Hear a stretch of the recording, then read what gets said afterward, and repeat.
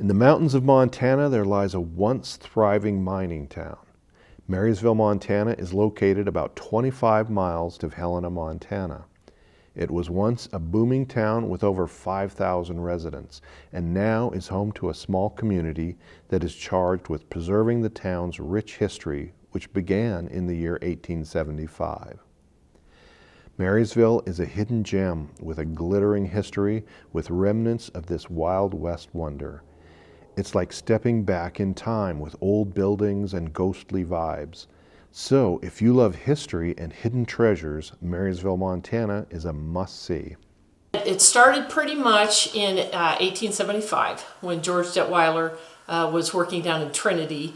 The first gold strike was up in Belmont, up at the ski hill. And so that's what's kind of drawing some of the miners up here. So George was mining down the road. People were working their way up the creek, finding gold, and they were wondering where the main source of gold was, which they were across the street over here. So George laid claim to the mine across the street, worked it with Thomas Cruise. George heard of a bigger gold strike up, in British Columbia, so he went off. Thomas Cruise went to work some other mines because it was George's mine. Well, George had a couple caretakers, watch over his mine. Well, they were run off because a bear came out of the portal, and they're like, we're not coming back here. So the mine set. Tom Cruise knew there was gold there. He laid claim to it. He started working the mine, and that's where it began for him. In fact, the town that it's named after is Mary Ralston, which is, she's the grandniece of Meriwether Lewis from the Lewis and Clark expedition. She, staked him to, start with the mine that he now calls it the Drumlummon. So after 500 feet that he dug in the side of the mountain, people thought he was crazy doing it because at the time Marysville was like a big, huge marsh. So he had to de-water it. He had to clean it up to make room for housing for miners. So at that point, that's when Marysville grew to about 5,000 people. There was 26 saloons. There was 3 churches. It was just a huge booming town at the time. So he had the mine for about 6 years and then sold it to the Montana Silver. And then he went off into, other ventures. At the turn of the century, the Drumlummon mine's deposits started to dry up. The mine continued to be used until 1948, but not at the booming rate it once had. Many of the miners and residents left Marysville, leaving the town to be a ghost town. In 1909, the town suffered a devastating fire. The fire destroyed several buildings, but not all. Some of the structures one can see is the schoolhouse, which was built in 1883. The schoolhouse has been restored and is home to Marysville Museum and Gallery and serves as a town hall. Our Lady of Lourdes Catholic Church, built in 1886, is still perched with its steeple. Also in 1886, the Methodist Church was constructed. It served as a place of worship until 1939. The oldest structure in town was once a boarding house. There is also a Masonic lodge, which was established in 1898. A once general store, it has been restored and can be used for public events. A well-preserved house is the Schaefer House. Inside there are historic artifacts on display giving a glimpse into the past. The Schaefer House was donated to us through the family back in the 70s, I believe, but they were store owners, very influential people here in Marysville. And it was one of the structures that it wasn't torn down, and when they donated it to the pioneers and they were the caretakers, they kept the structure from cratering in, as you can still see around town. There's some of the old buildings that are falling in, but through all of our efforts, we salvaged the building. Up on the hill is Marysville Cemetery, which can be dated back to 1883. Sprawled out are grave sites of those that have passed in the area. The cemetery, located in the beautiful countryside of Marysville, overlooks the beautiful town. A grave enigma is rumored there. Historic facts state there was a period of intense mining and tragedy was common, leaving the wonder of who the unmarked graves belonged to. When the catastrophic fire explosion took place in February 1881, containing a Hercules power explosion resembling the shock of an earthquake, 6 miners lost their life. It's rumored that, in fact, those miners of explosive, violent, and often anonymous ends still walk the cemetery grounds.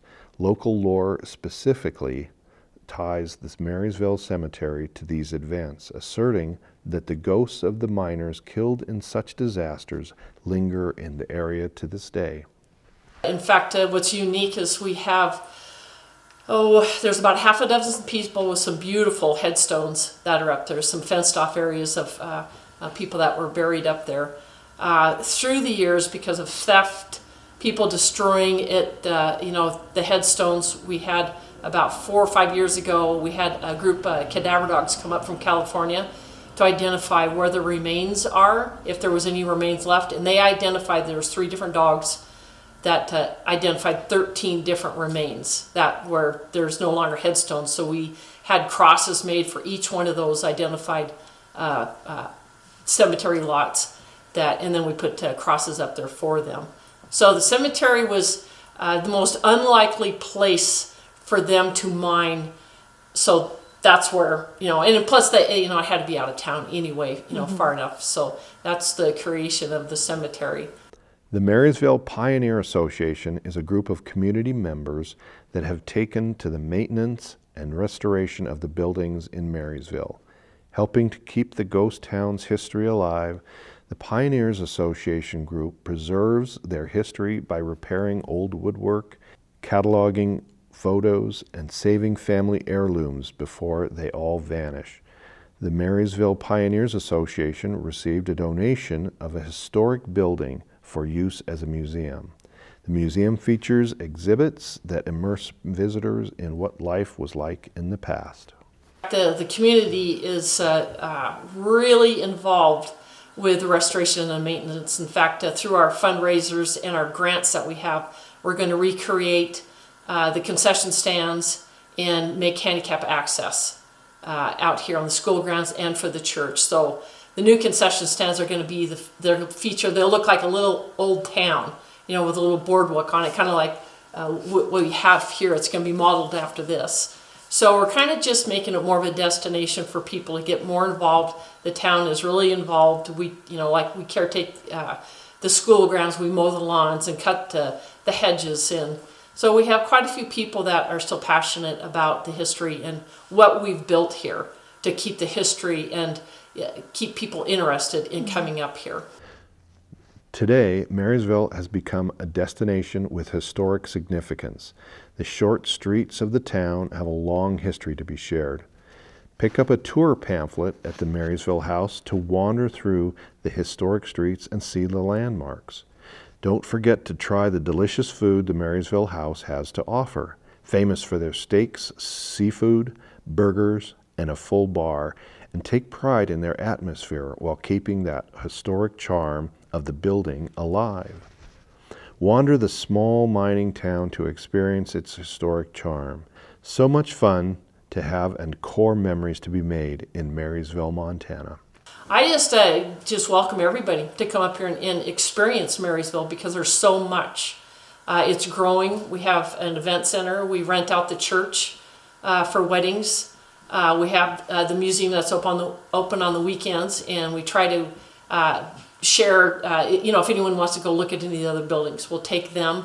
But just to come up and see what the dynamics of a mining town, to see the hardship, to see where we came from to where we are now. And that's kind of the interesting thing, in my mind, is how hard people had it back in the day just to get to this point. So we do take a lot of things for granted. And the biggest thing is a motor vehicle and electricity, because before it would take 2 days to get from Marysville to Helena.